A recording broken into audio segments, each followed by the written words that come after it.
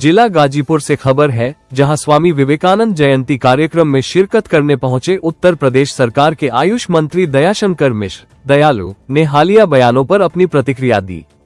कथावाचक देवकीनंदन ठाकुर और एआईएमआईएम प्रमुख ओवैसी से जुड़े बयानों पर मंत्री दयालु ने कहा कि इस देश में किसी की पहचान वस्त्र से नहीं होती।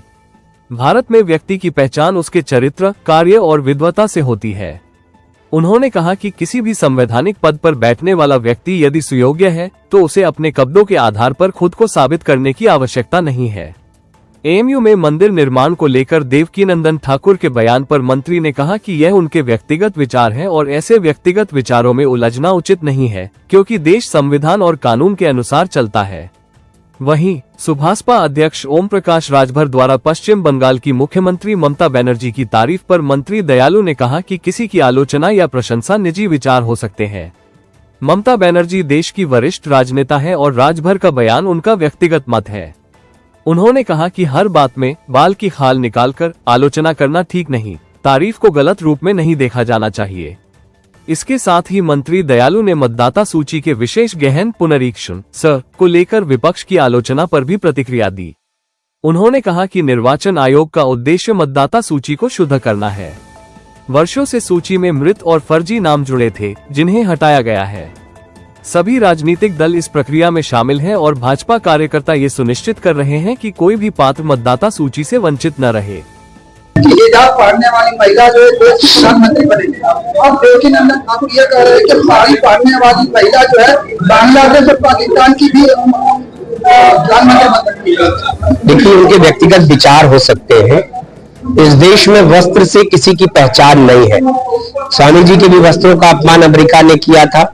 उन्होंने जो जवाब दिया कि ये भारत है, भारत के लोगों की, भारत के किसी व्यक्ति के पहचान उसके चरित्र से होती है, उसके काम से होती है, उसके त्याग से होती है, उसकी विद्वता से होती है। तो भारत में किसी भी संवैधानिक पद पर बैठने वाला व्यक्ति सुयोग्य है, योग्य है, तो उसको लिए मैं नहीं समझता कि कोई व्यक्ति कपड़ा पहन के अपने को साबित करे कि वो इस पद के योग्य है।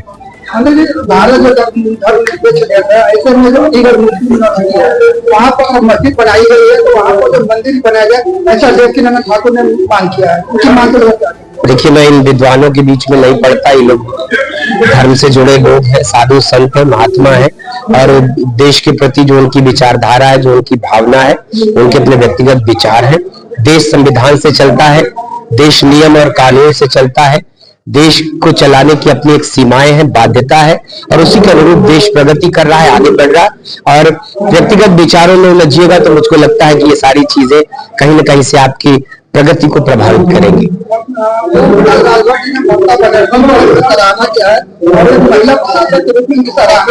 मैंने कहा ना कि किसी की आलोचना, किसी की तारीफ, किसी की बुराई ये व्यक्तिगत है।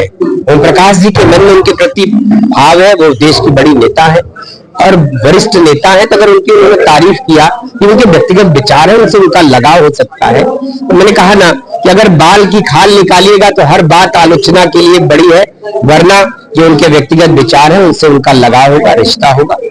तो उन्होंने उनकी तारीफ किया। तारीफ करना कहीं से अन्यथा नहीं लिया जाना चाहिए।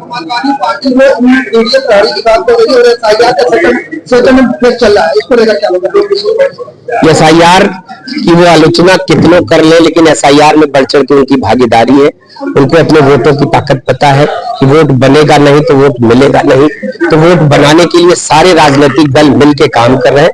चुनाव निर्वाचन आयोग की जो मंशा है कि हमारी वोटर लिस्ट बड़ी शुद्ध हो, परिष्कृत हो, जिससे कि समाज में वोट देने वाले लोगों को आने वाले दिनों में जो परेशानियां होती थी 2003 के बाद से SIR नहीं हुआ था। लोगों मरे हुए लोगों के नाम पड़े हुए थे। बेटियां ब्याह करके चली गई ससुराल, वहां भी नाम है, नैयर में भी नाम है, विद्यालय जहां पढ़ने गई वहां भी नाम है, जहां नौकरी करता है व्यक्ति वहां भी नाम है। एक एक व्यक्ति के 4-4 स्थानों पर नाम हुआ करते थे।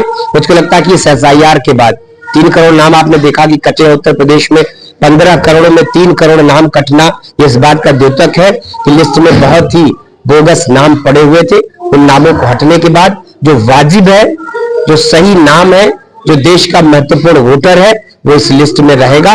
और हर विपक्षी दल दुनिया को दिखाने के लिए वो आलोचनाएं कर रहे हैं, लेकिन सब इस मिल्लत के काम कर रहे हैं। गाजीपुर सांसद अफजल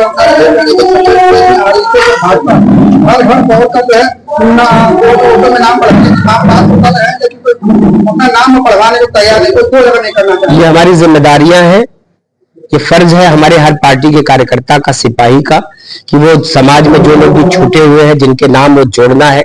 हमारे 18 वर्ष के जो युवा हैं उनके नाम जोड़ना है। तो फार्म 6, फार्म 7, फार्म 8, ये वर्तमान में जो दूसरा मौका ड्राफ्ट लिस्ट के बाद जो आया है, अब इसमें सब लोग मेहनत करेंगे और जो छूटा रहेगा वो हर व्यक्ति चाहता है कि उसका नाम आ जाए। कुछ लोगों के अभी जिनको नोटिस से गई है, जिन लोगों के नाम वेरीफाई नहीं हो पाए हैं, उसके लिए भी पार्टी के हमारे पदाधिकारीगण, हमारे सदस्यगण काम कर रहे हैं। लक्ष्य यही है कि समाज में कोई भी व्यक्ति वोटर लिस्ट के नाम के बगैर न रहे। अखिलेश जी का कहना कि मेरे एक ट्वीट से भाजपा में बेचैनी बढ़ जाती, तो ट्वीट करते रहे, उनकी दुनिया ट्वीट तक ही सिमट गई है।